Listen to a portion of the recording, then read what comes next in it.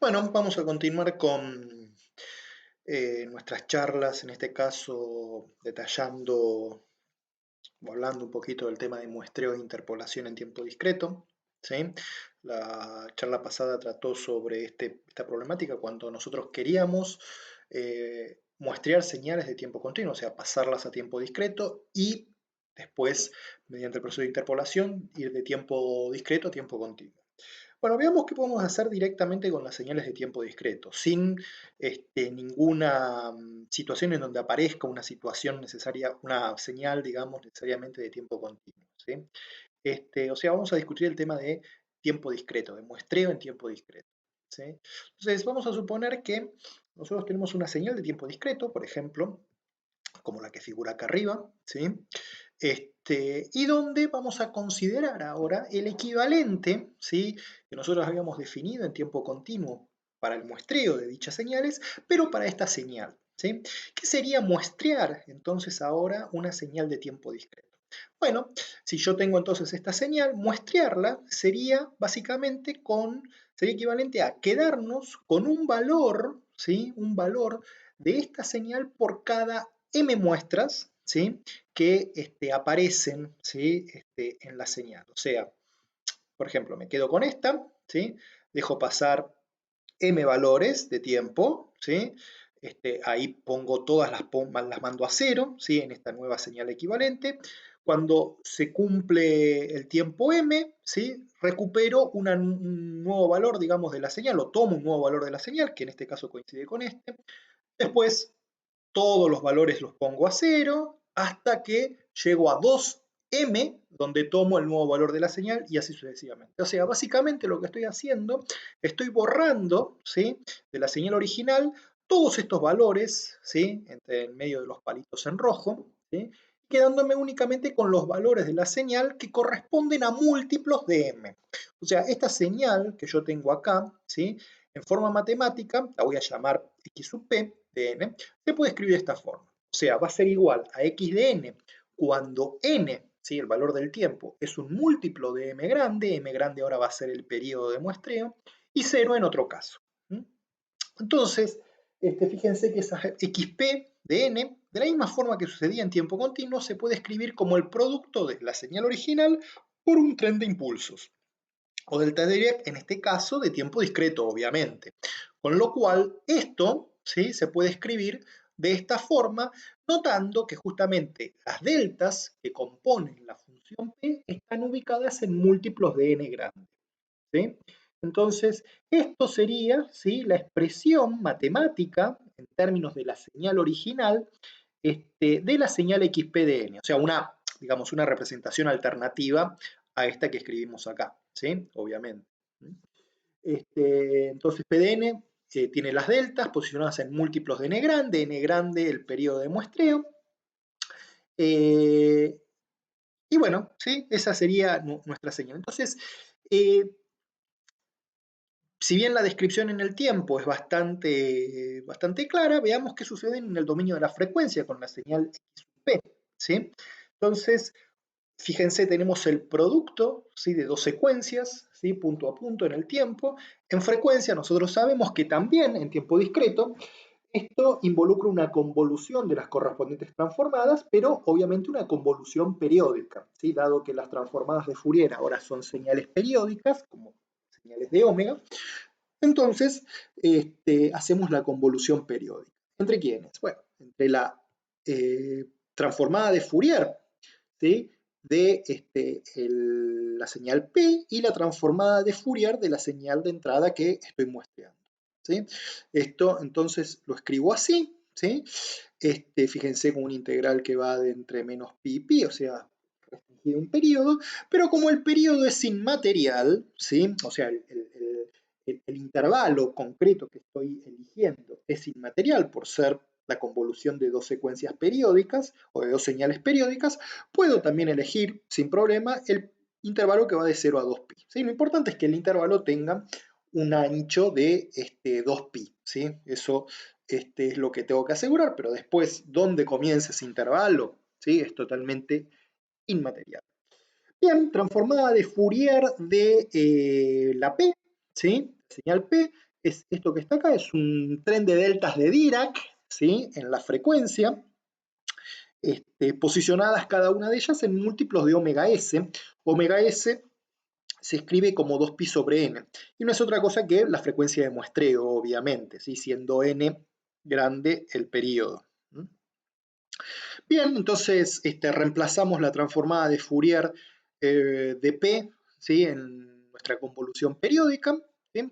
Obtenemos esta expresión que está acá, obviamente sacamos, ¿sí? Fuera de la integral la sumatoria, ¿sí? Podemos hacer ese intercambio, y fíjense que acá nos aparecen, ¿sí?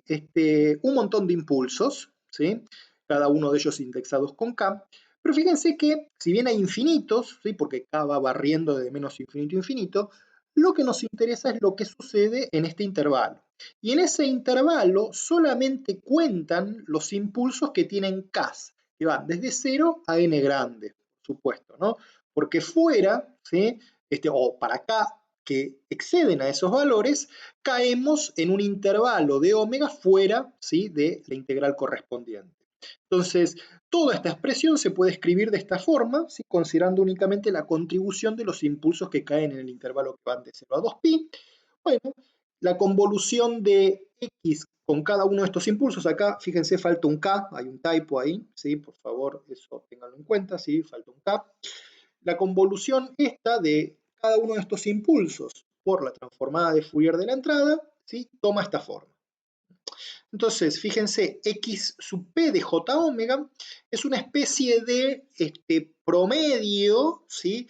De copias del espectro original de la señal, pero cada una de esas copias están posicionadas en múltiplos de omega s, o están centradas, ¿sí? En múltiplos de omega s. Y por supuesto, esto lo observamos entre menos pi y pi. Obviamente esto ocurre en toda la recta. Obviamente xp de e a la j omega es una señal periódica, o sea, esto obviamente lo podemos evaluar para omegas fuera de este intervalo, pero en general nosotros sabemos que a nosotros nos va a interesar, para el caso de transformadas de Fourier periódica, lo que sucede, ¿sí? En el intervalo que va entre menos pi. Algo gráfico que nos permita ver qué es lo que estamos haciendo. Fíjense, acá tenemos la transformada de Fourier de la señal de entrada, ¿sí? Vamos a asumir ya que es de banda limitada, porque obviamente ya nos podemos imaginar que las consecuencias de todo este proceso y las condiciones para que esto se haga sin pérdida de información van a requerir que la señal de entrada sea de banda limitada, por supuesto. Fíjense que yo he escrito, no es necesario, o he dibujado, no es estrictamente necesario, las copias, ¿sí? Que van apareciendo, dado que esto es una señal periódica, ¿sí? Aparecen todas en múltiplo de 2pi. Obviamente uno siempre se restringe al intervalo que va entre menos pi, que estaría más o menos por acá, hasta pi, ¿sí? Eso es lo que uno generalmente siempre observa, pero bueno, acá simplemente dibujo, ¿sí? Las dos primeras copias, ¿sí? Las inmediatamente adyacentes a la copia centrada en el origen de la transformada de Fourier original de tiempo discreto, ¿sí? Simplemente para tener una referencia, ¿sí? Bueno, acá tenemos la transformada de Fourier de la secuencia P, ¿sí? De nuevo vemos el tren de impulsos. Insisto con esto de que típicamente uno corta acá en pi y acá en menos pi y mira eso, pero de nuevo, ¿sí? Podemos representarla si queremos en toda la recta. Y este sería el resultado, ¿sí? Finalmente de convolucionar en forma periódica esta que está acá, ¿sí? Esta que está acá, con esto que está acá. Entonces, fíjense, esto es lo que finalmente observamos, ¿sí? A la salida, digamos, de esta multiplicación por la secuencia PDN. Fíjense, ¿sí? Que en un intervalo que va entre menos pi y pi, por ejemplo, que está hasta que va, pónganse de acá esto es menos pi, esto es pi, aparecen algunas copias extras, ¿sí? De la transformada de Fourier o del, digamos, la copia de la transformada de Fourier de tiempo discreto posicionada acá en el origen, ¿sí? Aparecen en particular acá 3 copias más o menos podríamos contar si acá esto es pi y esto es menos pi, ¿sí? Esta que está acá, ¿sí? ¿A quién corresponde? Corresponde, ¿sí? A las copias relacionadas con esta, ¿sí? Las copias inducidas por este muestreo, ¿sí? Pero de esta copia de la transformada de Fourier original, ¿sí? Recuerden que en este caso, a diferencia de tiempo continuo, nosotros ya partimos de una transformada de Fourier que es periódica, ¿sí? Porque estamos en tiempo discreto, ¿sí? Con lo cual, este patrón, ¿sí? Que nosotros observamos acá en la x sub p de e a la j omega, de que aparezcan, en este caso, 3 copias en ese intervalo, ¿sí? Se va a repetir para todas las otras copias originales de la señal que estaban posicionadas en múltiplo de 2. ¿Sí? Y fíjense nuevamente que, bueno, acá en el dibujito hemos asumido que la frecuencia de sampling, ¿sí? Que son los valores en los que aparecen las copias o múltiplos de esta frecuencia de sampling, 2pi sobre n, ¿sí? Donde aparecen las copias, ¿sí? Del espectro. Bueno, hemos elegido que esta omega de sampling sea mayor, ¿sí? A W, ¿sí? En particular a 2W, para que justamente no haya aliasing, ¿no? O sea, que este punto, ¿sí? De esta copia no se nos pegue, ¿sí? A la copia original que estaba centrada en el origen. ¿Mm? Entonces, obviamente, bajo esa situación, o sea, cuando omega s es mayor a 2 veces el ancho de banda ahora de la señal de tiempo discreto, yo si quisiera recuperar la señal original, o sea, recuperar esos palitos que yo mandé a cero, ¿sí? Yo puedo hacer un filtro pasa abajo, ¿sí? En tiempo discreto, obviamente. Fíjense, el filtro pasa abajo en tiempo discreto, ¿sí? Tiene una respuesta en frecuencia que obviamente es periódica, con periodo 2pi, entonces obviamente en el intervalo que va entre menos pi, pi, afectaría únicamente a esta copia central, pero ¿sí? Después en múltiplo de 2pi se quedaría también con las copias que aparecen centradas en esos múltiplos de 2pi. ¿Sí? Recuerden que con este filtro nosotros lo que tenemos que hacer es recuperar esta, ¿sí? Que originalmente era periódica. Entonces, bueno, recuperamos la señal, ¿sí? Simplemente filtrando el XP, ¿sí? Por el filtro pasa abajo, que tiene que tener una frecuencia de corte que esté entre el ancho de banda de la señal original y el omega s que usé para muestrear menos el ancho de banda. Fíjense, acá usamos, ¿sí? Fuertemente para poder definir bien este omega c, que este punto, ¿sí? No tiene intersección, ¿sí? Con el punto, ¿sí? Límite de la copia centrada en el origen. Bien, fíjense que si yo ahora hubiera elegido el omega s, o lo que es lo mismo el n, tan grande que 2pi sobre n fuera demasiado pequeño, o sea, de forma tal de que este punto tocara este, ¿sí? Acá aparecería aliasing en el dominio de la frecuencia y yo con un filtro pasa abajo no podría recuperar en base a la señal XP, ¿sí? Esta señal original.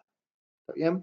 Entonces acá vemos claramente el fenómeno del aliasing que afecta en términos cualitativos, digamos, de la misma forma que en el caso de tiempo continuo. Y la diferencia acá es simplemente que tenemos que tener el cuidado de que la transformada de Fourier original de la cual partimos, por ser de una secuencia de tiempo discreto, es periódica. Entonces tiene como unas copias, ¿sí? Que siempre van a aparecer en múltiplo de 2pi. El procedimiento de muestreo en tiempo discreto lo que hace es agregar más copias en el medio, ¿sí? A diferencia de tiempo continuo que agrega, que tenemos una única copia y agrega un montón más. Acá ya tenemos un montón de copias por partir de una señal de tiempo discreto, pero el procedimiento de muestreo mete más copias en el medio, ¿sí? Que serían estas que aparecen acá.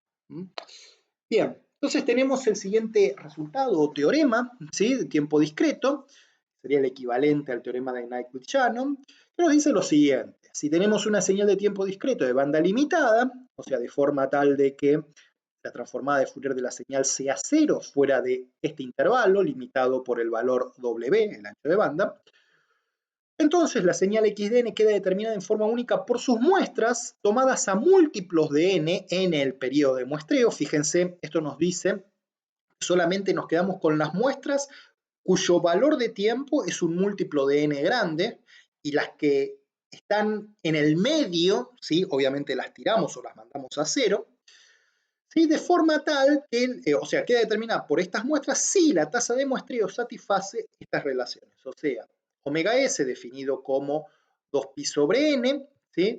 Es mayor a 2w, o lo que es lo mismo n, el periodo de muestreo, es menor a pi sobre W, el ancho de banda, ¿sí? Tengan presente que W, o sea, en este contexto de señales de tiempo discreto, tiene que ser obviamente menor a pi, ¿sí? Porque siempre nos quedamos con las cosas o con lo que se observa en el intervalo que va entre menos pi a pi.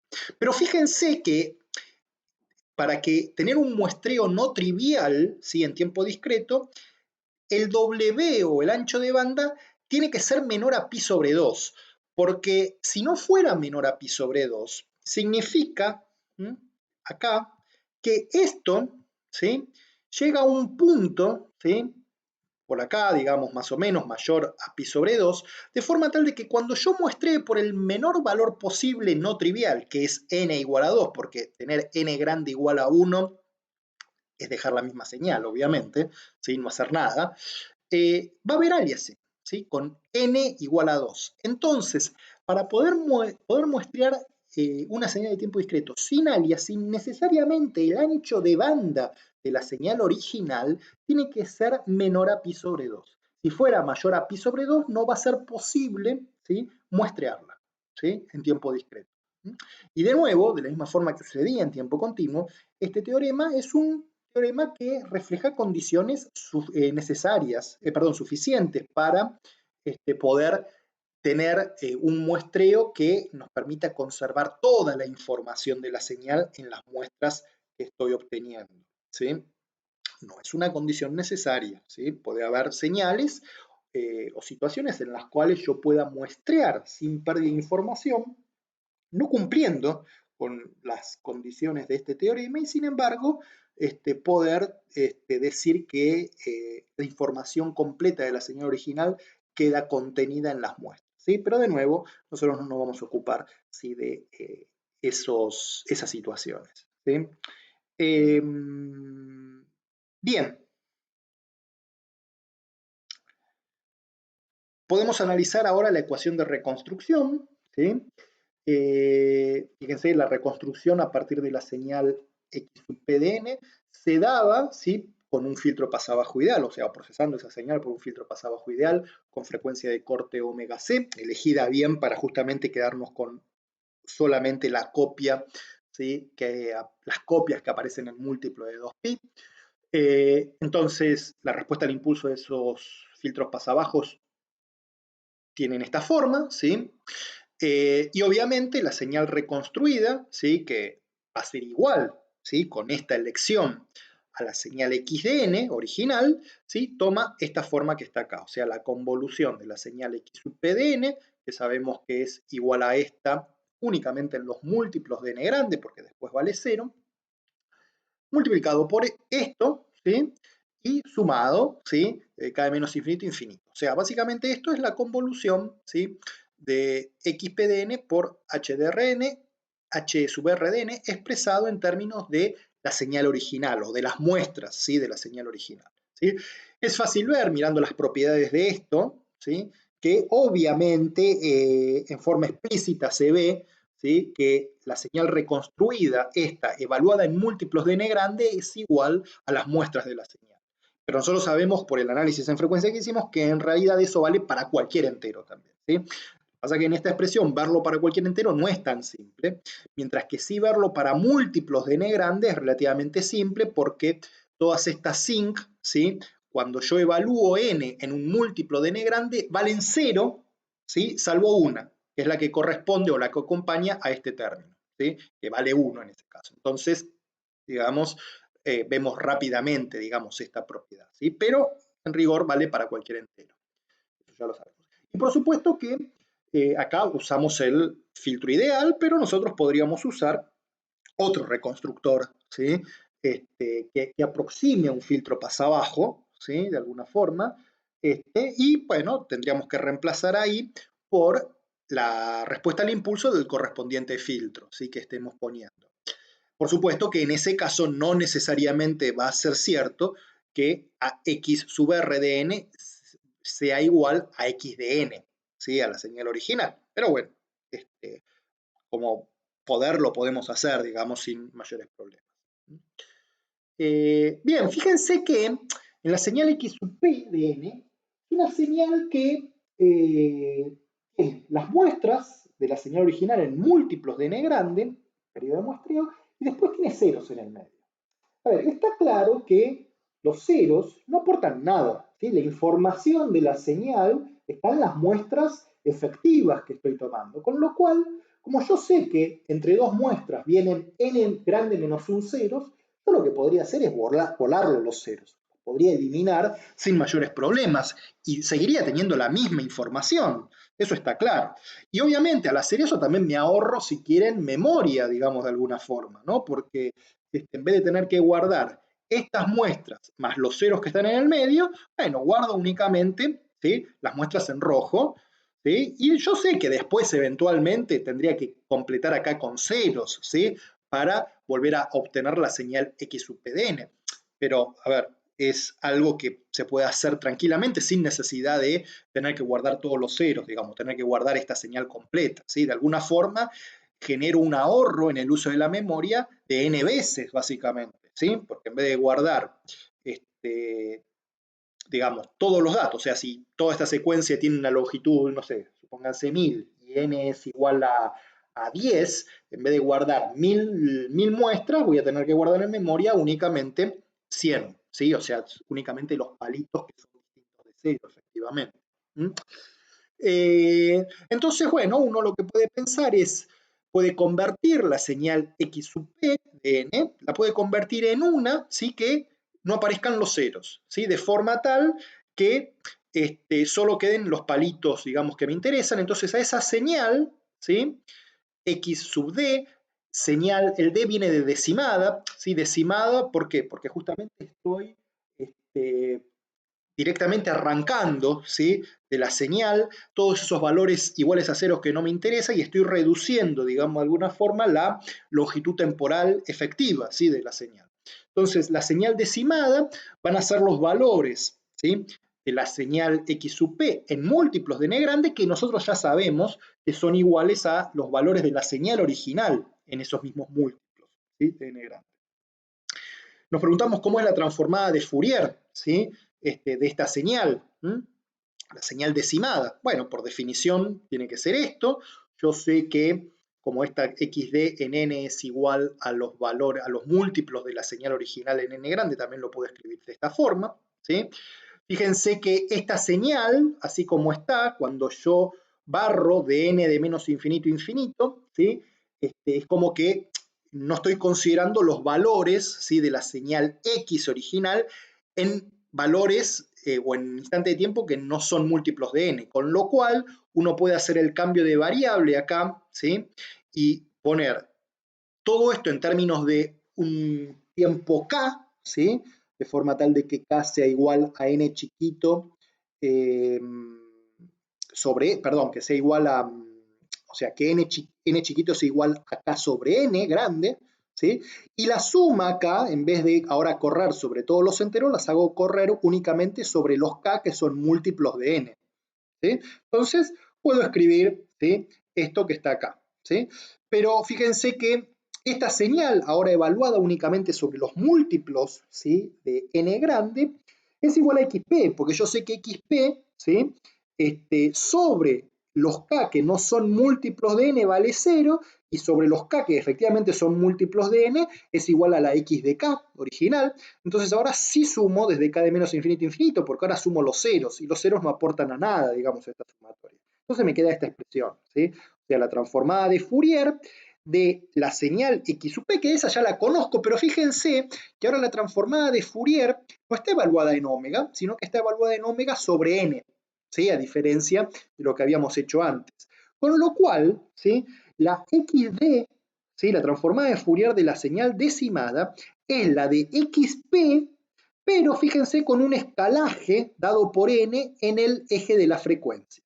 Como esta ya la conocía, recuerdan, era esa suma de copias desplazadas, ¿sí?, de la transformada de Fourier de la señal original, lo que obtenemos es que la transformada de Fourier de la señal decimada es esto que está acá, ¿sí? O sea, lo mismo que antes, pero fíjense, aparece un escalaje, ¿sí?, o una renormalización de la frecuencia, del eje de las frecuencias, por el número n grande, o sea, el periodo de muestreo, ¿sí? Entonces, Volvamos al ejemplo gráfico de antes. Esta era la señal original, o sea, que yo muestreaba con un factor de n. Acá tenemos o sea, la x sub p de a la j omega. Recuerden, esta señal tiene los ceros en el medio, ¿sí? Tiene los n ceros entre muestras consecutivas, ¿sí? Y fíjense ahora, esta sería la señal xd, ¿sí? Decimada. Fíjense que lo que estamos haciendo, como n típicamente va a ser un número mayor que 1, ¿sí? Lo que estamos haciendo es, digamos de alguna forma, expandiendo, ¿sí? El eje de las frecuencias, ¿sí?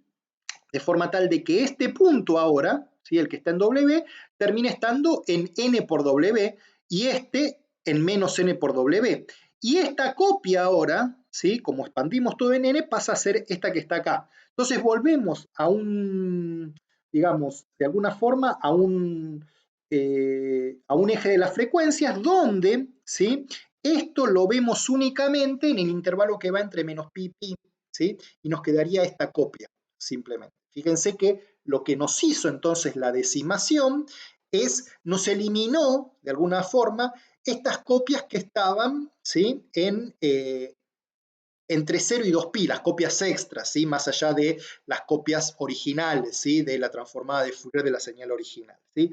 Y obviamente nos expandió, ¿sí? De alguna forma nos ensanchó, ¿sí? El espectro de esta copia, ¿sí? Original, que antes tenía un ancho de 2W y ahora tiene un ancho de 2NW, ¿sí? Lo vemos claramente acá, ¿sí? Entonces, esta se transforma en esta se transforma en esta, ahora centrada en 2pi, esta va a aparecer en 4pi, esta va a aparecer mucho más allá y así sucesivamente, ¿no? Y lo mismo, esta corresponde a esta corresponde a una que no está dibujada, bueno, y así sucesivamente. ¿Está bien? Entonces, la decimación, este efecto de quitar ceros, ¿sí? Básicamente lo que hace es expandir, ¿sí? El espectro de la señal original sobre una banda mayor de frecuencias. ¿Mm? Básicamente hace eso, ¿sí? Fíjense que quitar los ceros, de alguna forma, cuando quitamos los ceros y pegamos los palitos, ¿sí? Efectivos, ¿sí? De la señal, de alguna forma lo que hicimos fue comprimir el eje del tiempo, ¿no? O sea, como concentrar toda la información de la señal en un intervalo de tiempo mucho más chiquito. Bueno, naturalmente, por esta dualidad que nosotros ya conocemos de la transformada de Fourier, eso en el eje de las frecuencias se tiene que manifestar en una expansión, ¿sí? Del eje de las frecuencias, pero recuerden, siempre, ¿sí? Considerando la periodicidad inherente, digamos, que tiene la transformada de Fourier, ¿sí? De la secuencia de tiempo discreto. Con lo cual es natural que aparezcan estas copias que no son otra cosa que estas, ¿sí? Que vienen por el procedimiento de muestreo, las copias que se indujeron por el procedimiento de muestreo, pero ahora expandidas y posicionadas, digamos, en los múltiplos de 2. ¿Está bien? Bien, fíjense que, supónganse que la señal XDN original, la que yo estoy muestreando, venía del muestreo de una señal de tiempo continuo, ¿sí? O eran las muestras de una señal de tiempo continuo. ¿Qué es lo que nos hizo el proceso de decimación? ¿Sí? El proceso de decimación lo vamos a llamar al muestreo y después al quitado de los ceros, ¿no? Lo vamos a llamar con ese nombre, con ese nombre vamos a integrar los dos procedimientos. Muestrear, propiamente dicho, generar la señal X sub P de N y después quitar los ceros. Entonces, si XCDT viene de una señal XDN viene de una señal temporal a través de un muestreo tradicional de tiempo continuo a tiempo discreto y ese muestreo se hizo con periodo T, cuando yo ahora la señal esta de tiempo discreto la decimo en un factor de n, eso es como que yo hubiera muestreado la señal de tiempo continuo original en vez de a un periodo t a un periodo n por t. ¿Sí? ¿Por qué? Porque x de n son las muestras de xc, ¿sí? En múltiplos de t. ¿Sí? Eso serían x de n. Ahora yo me quedo con, de todas esas, una cada n grande. Bueno, entonces, si yo hago los esquemitas, señal en el tiempo muestreada, secuencia de tiempo discreto que decimo ahora, veo efectivamente que los palitos que quedan son los que corresponden a la muestra de la señal de tiempo continuo, pero tomadas a un periodo de muestreo igual a n grande por t. O sea, que yo con esta decimación lo que estoy haciendo de alguna forma es estoy modificando, si quieren, si estas muestras venían de una señal de tiempo continuo, estoy modificando de alguna forma directamente en el dominio de tiempo discreto la tasa de muestreo con la que muestreé la señal original. Con la decimación lo que puedo hacer es disminuir, si quisiera, la tasa de muestreo. Nunca aumentarla en principio, pero sí disminuirla. Ahora en un ratito vamos a ver cómo la aumentamos. Pero lo que estoy haciendo ahora es disminuir la tasa de muestreo. La puedo interpretar. Si todo viene de una señal de tiempo continuo, puedo interpretar a la decimación como una disminución efectiva, ¿sí? De la tasa de muestreo de la señal analógica fuente, ¿sí? De todo esto. ¿Sí? Fíjense que para poder decimar por un factor de n apropiado, mayor que 1, porque n igual a 1 es quedarme con lo que ya tengo, y obviamente no tener aliasing desde ya, entonces esta señal analógica de la que vienen las muestras la tendría que haber muestreado no a Nyquist justo, porque si la muestreo a Nyquist, ¿sí? No voy a poder decimar porque el ancho de banda de la señal de tiempo discreto que obtengo muestreando con la frecuencia de Nyquist, la de tiempo continuo, no cumple con esto de que tiene que ser menor a pi sobre 2. ¿Sí? Eso lo pueden ustedes chequear fácilmente. Entonces, ¿sí? Necesariamente tuve que haber muestreado la señal de tiempo continuo a una frecuencia por lo menos el doble de la frecuencia de Nyquist, ¿sí? Por lo menos, ¿sí? Entonces omega S, el omega S de tiempo continuo, tendría que haber sido mayor a 4 veces el ancho de banda de la señal de tiempo continuo, ¿sí? Bueno, obviamente que si el ancho de banda de x de n, ¿sí? Es mayor a pi sobre 2, de forma tal de que no la puedo decimar por un factor de n no trivial, o sea, distinto de 1, uno lo que puede hacer es, la puede filtrar con un pasabajo, ¿sí? Un pasabajo que tenga que tener una frecuencia de corte como mínimo, ¿sí? Como mínimo de pi sobre n, ¿sí? O como máximo, ¿no? Mejor dicho, ¿sí? Como máximo de pi sobre n, ¿sí? ¿Para qué? Para que la señal equivalente, ¿sí? La señal equivalente tenga un ancho de banda que le permita ser muestreada por un factor de n sin introducir aliasing, ¿sí? Entonces, típicamente, ¿sí? El esquema de muestreo o el esquema de un decimador en tiempo discreto viene dado por esto. ¿Sí? Viene dado por un filtro pasabajo, ¿sí? Que nos permite limitar el ancho de banda de esta señal a esta banda, de forma tal de que pueda después ser muestreada y decimada por un factor de n, y después lo que interpretamos como, que lo denotamos con este bloquecito, el bloque que nos permite quedarnos con las muestras de esta, una cada n grande instantes de tiempo que observamos, y después eliminar los ceros. ¿Sí? Entonces, el decimador o la estructura que vamos a llamar como decimador básicamente está compuesta por esto que está acá, ¿sí? Este filtro pasa abajo y esta estructura que nos permite quedarnos con las muestras y eliminar los ceros en el medio, ¿sí? Fíjense que el filtro, ¿sí? Si la señal esta original ya estaba limitada, ¿sí? A un ancho de banda limitada por este número, este filtro en principio no sería necesario, ¿sí? Pero el filtro siempre va a estar en general porque obviamente esta señal XDN puede venir contaminada por cosas, por ruido, por algunas señales espurias que pueden tener un ancho de banda mayor a esto.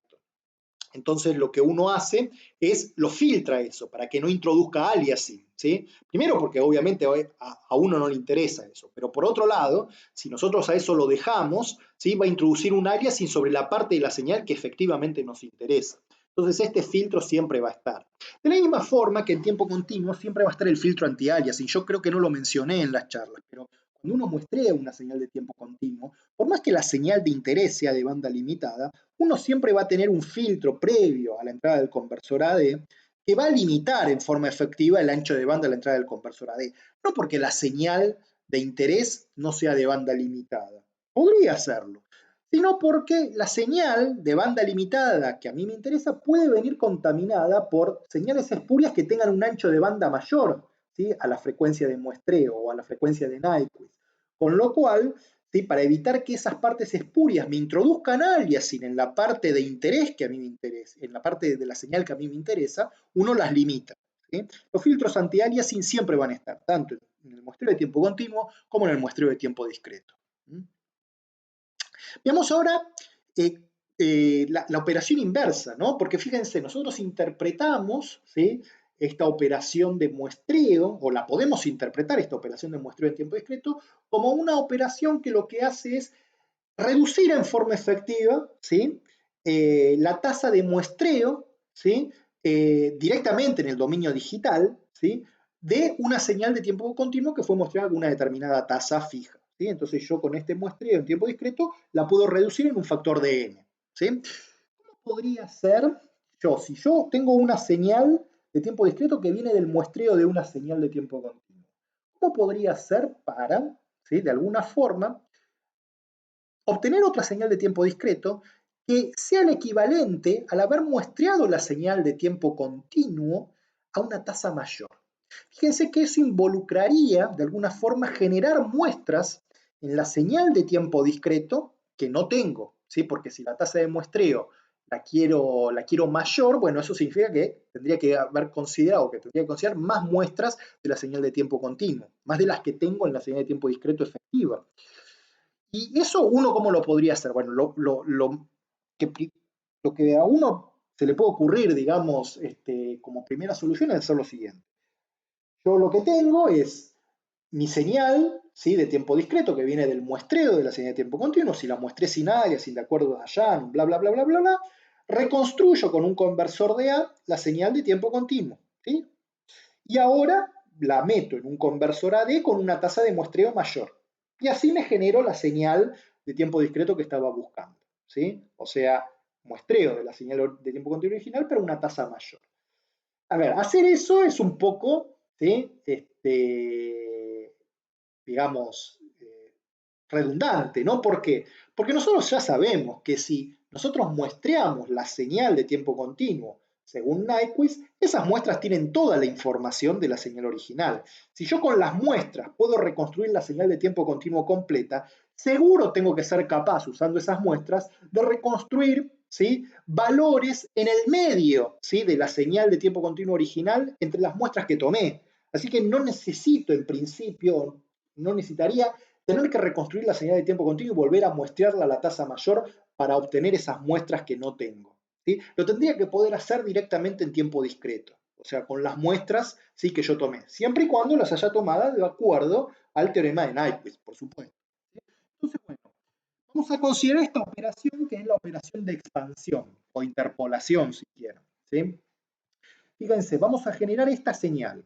Una señal que tome, ¿sí?, a la señal original y le agregue ceros entre muestras, básicamente, ¿sí? O sea, acá tengo mi señal original, ¿sí?, y le voy a agregar L ceros, ¿sí?, L ceros, L-1 ceros entre dos muestras consecutivas, ¿sí? Fíjense que esta señal ahora, esta X sub E, ¿sí?, señal expandida, digamos, bueno, tiene ahora una longitud mayor en el tiempo, ¿sí?, por supuesto.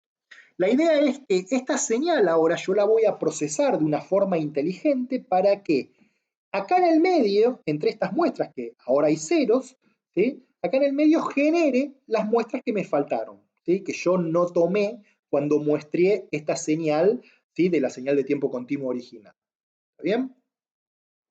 Entonces, veamos cómo puedo escribir esta señal expandida en términos de la señal original. Bueno, la puedo escribir de esta forma, ¿sí? Fíjense, tengo estas deltas en múltiplos de L y cada una de esas deltas van a estar acompañadas por las muestras de la señal original.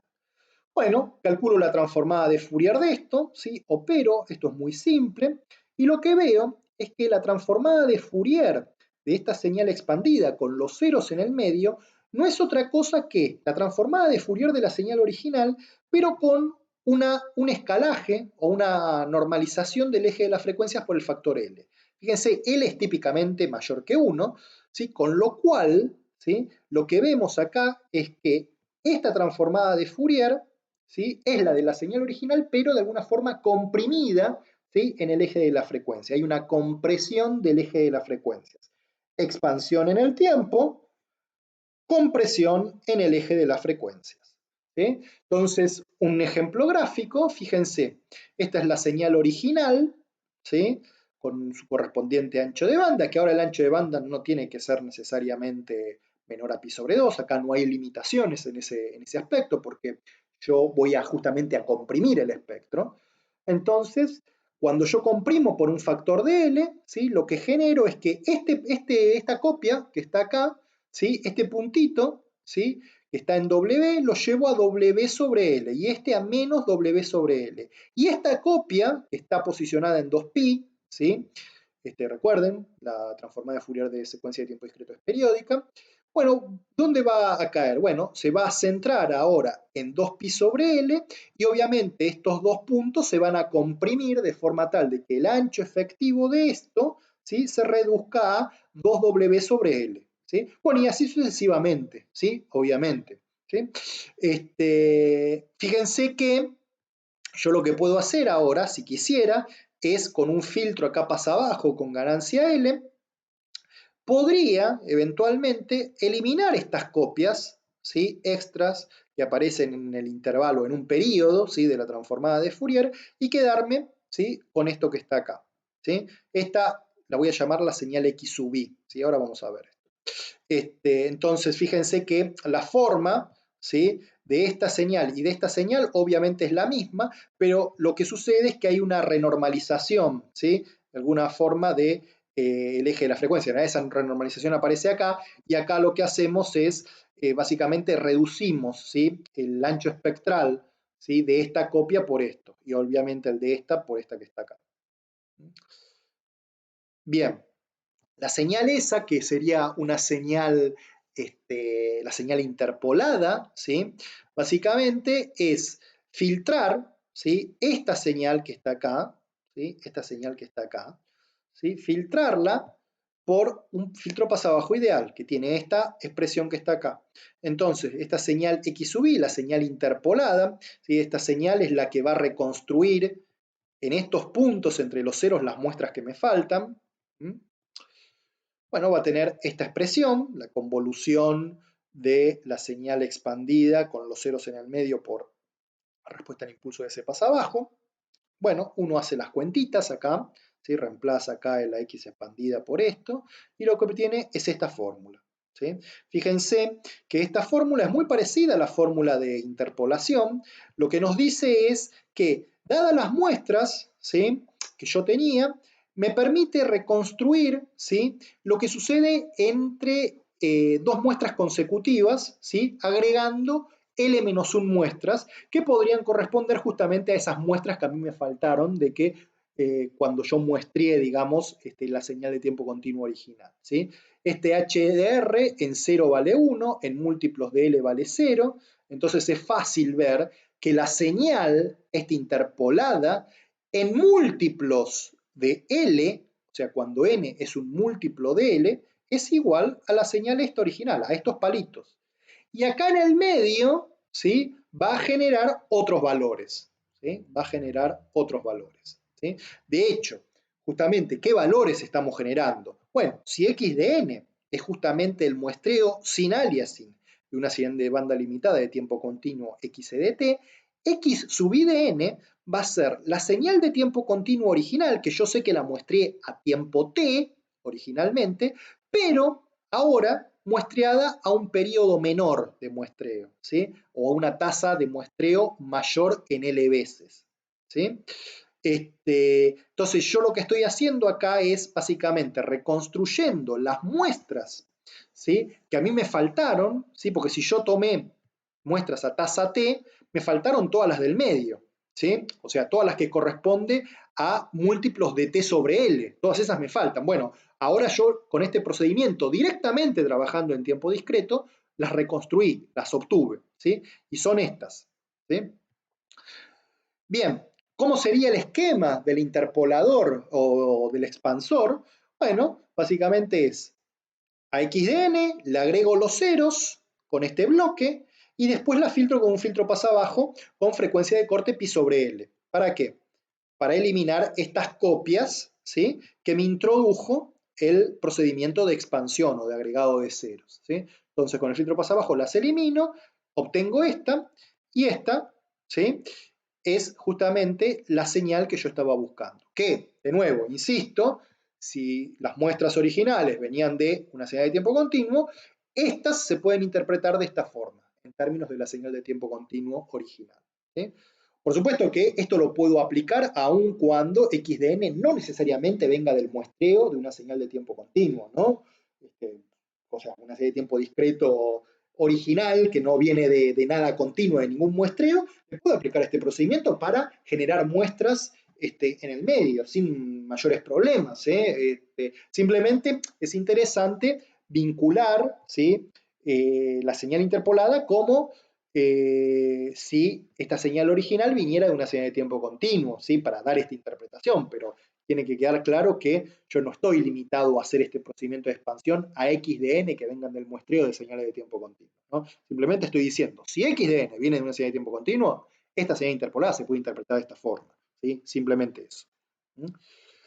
Bien, y fíjense que entonces yo ahora, con los bloques de decimación y de expansión, puedo, si quisiera, ¿sí?, dada unas muestras de una señal de tiempo continuo, poder cambiar en forma arbitraria, ¿sí?, la tasa de muestreo equivalente con la cual yo tomé esas señales, pero trabajando directamente en tiempo discreto, ¿sí? Por ejemplo, si yo tengo esta señal de tiempo continuo y la tomé muestras a un periodo t, yo puedo agarrar y cambiar ese periodo directamente en tiempo discreto por un factor racional L sobre M, ¿sí?, arbitrario. ¿Cómo haría eso? ¿Sí? Bueno, por ejemplo, si yo quiero cambiar la tasa de muestreo equivalente en este factor, primero, a la señal de tiempo discreto que viene del muestreo con un periodo t de la señal de tiempo continuo, la expando, ¿sí?, la expando, le agrego los L ceros, la filtro pasa abajo, la vuelvo a filtrar pasa abajo, esto sería el expansor, y ahora viene el decimador.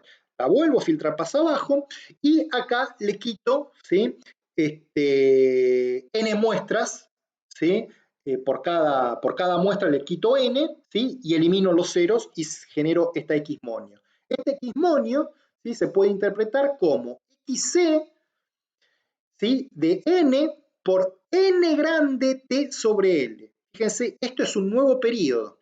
Entonces lo que hice fue cambiar, ¿sí?, directamente en tiempo discreto el periodo de muestreo que yo usé para muestrar la señal de tiempo continuo original, sin necesidad de volver a pasar a tiempo continuo, ¿sí?, volver a muestrar, ¿sí? Lo puedo hacer directamente en tiempo discreto, usando estas estructuras de decimadores y expansores, ¿sí? Fíjense, estos dos filtros pasa abajo en cascada se pueden reemplazar por uno, obviamente, ¿no? Entonces uno expande, filtra pasa abajo y después hace la decimación, ¿sí? Y esta señal x-monio de n entonces se puede interpretar de esta forma, siempre y cuando esta, ¿sí?, sea el muestreo de una señal de tiempo continuo. Entonces yo soy capaz de, en tiempo discreto, modificar a gusto la tasa de muestreo, ¿sí?, por un factor racional, pero si lo puedo hacer por un factor racional, casi que lo puedo hacer para cualquier número real, ¿sí?, porque ustedes saben que cualquier número real se puede aproximar tanto como quiera por un racional con los números adecuados, ¿sí?, en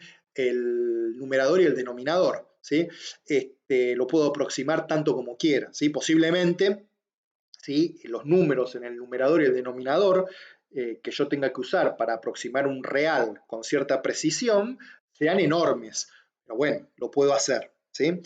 Este procedimiento de cambiar en forma artificial, ¿sí?, en tiempo discreto, la tasa de muestreo que yo usé con una señal de tiempo continuo, o sea, trabajando directamente sobre las muestras originales de la señal, tiene muchísimas aplicaciones, ¿sí?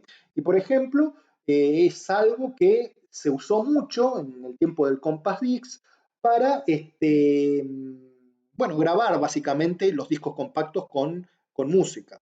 Los discos compactos, ¿sí?, básicamente lo que tienen, ¿sí? Son muestras, ¿sí? De una señal de audio, que cuando uno las lee con un lector, digamos, de CD, lo que hace ese lector es toma los valores, lee los unos y los ceros y los pasa por un conversor de A y genera, digamos, la señal de tiempo continuo que uno escucha. Ese conversor de A, ¿sí? En el lector, ¿sí? De disco compacto funciona típicamente a 44 kHz más o menos, 44.1 si mal no recuerdo, 44.1 kHz. ¿Sí? Entonces, las muestras, ¿sí? Que aparecen en el disco compacto grabado, esto también vale para un Blu-ray, o sea, lo que pasa es que en el Blu-ray capaz tengo que hablar del video y cómo se hace la codificación del video y es un poco más sofisticado eso. Por eso voy al disco compacto, que yo sé que hoy en día ya no, prácticamente no se usa, pero bueno, es más fácil de explicarlo con eso. Entonces, las muestras que están grabadas en el disco compacto tendrían que corresponder, ¿sí? A la señal de tiempo continuo, ¿sí? Muestreada con justamente una tasa de muestreo de 44.1 kHz, porque es lo que va a usar el conversor de A, después para pasar de nuevo a tiempo continuo. Sin embargo, ¿sí? Típicamente las señales o las canciones o la música se graba a 48 kHz. ¿Sí? Entonces, yo grabo a 48 kHz, muestreo a 48 kHz, tengo que ser capaz de esas muestras que muestré a 48 kHz, de pasarlas a una tasa equivalente a 44.1 para grabarlas en el disco compacto y que después yo las escuche, ¿sí? Sin problemas por medio del lector. Entonces era necesario, desde el momento de la grabación y del muestreo de la señal original, antes de grabarla en el disco compacto, de hacer esta transformación o esta modificación de la tasa de muestreo, pero directamente trabajando en tiempo discreto. ¿Sí? Muestreando a 48 kHz y usando esas muestras que corresponden al muestreo a 48 kHz, generar las muestras que corresponden a una tasa de muestreo de 44.1, ¿sí? Para poder grabarlas en el disco y después poder reproducirlas sin problemas. ¿Sí? Entonces esa es una aplicación clásica hace 20 años más o menos, ¿sí? De todos estos procedimientos de decimación y expansión. Pero se usan igual en muchísimas otras aplicaciones. En comunicaciones, por ejemplo, estos procedimientos de decimación y expansión se usan muchísimo, muchísimo, ¿sí? En todo lo que es LTE, 4G, Wi-Fi, ¿sí? Hay un montón de etapas, ¿sí? En toda la cadena de comunicaciones donde estas operaciones aparecen, ¿sí?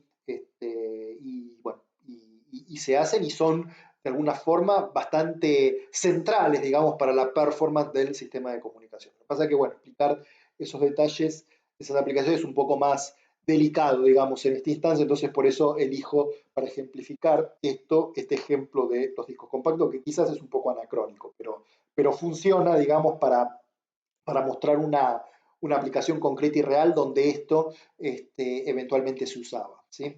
En los discos Blu-ray, cuando se graba video, creo que hay también algunos, no estoy tan al tanto de eso, pero estoy casi seguro que hay también algunas instancias de decimación y expansión para cambiar, ¿sí? Estas tasas de muestreo, pero ahora no solo sobre el tiempo, sobre la señal temporal, sino posiblemente también sobre las imágenes. ¿Sí? Recuerden, un video es una sucesión de imágenes, así que uno puede muestrear en las tres coordenadas, ¿no? En la coordenada temporal, pero también podría muestrear en los píxeles de la imagen. ¿Sí? Así que bueno. Bueno, con esto cerramos entonces la primera parte de esta charla de muestreo en tiempo discreto y bueno, continuamos en la segunda analizando brevemente los temas de cuantización.